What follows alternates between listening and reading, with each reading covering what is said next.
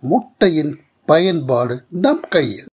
முட்டையை அடை காக்கிறோமா அல்லது முட்டையை அடை செய்கிறோமா என்பது. முட்டையை அடை காத்தால் பல முட்டைகளை உற்பத்தி செய்ய முடிகிறது.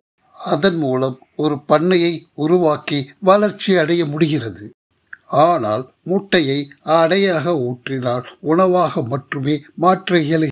முட்டையை உணவாக்கினால் சிறிய மகிழ்ச்சி மட்டுமே அன்று உள்ளது. இதுபோல்தான் நம் வாழ்க்கையிலும் வரும் வாய்ப்புகளை வளர்ச்சிக்காக பயன்படுத்துகிறோமா அல்லது வீழ்ச்சிக்காக பயன்படுத்துகிறோமா என்பதை இதன் மூலம் நாம் அறிவது நமது வளர்ச்சி நமது கையில்தான் உள்ளது. வாய்ப்புகளை எல்லா காலத்திலும் சரியாக பயன்படுத்தினால் வளர்ச்சி நிச்சயம்.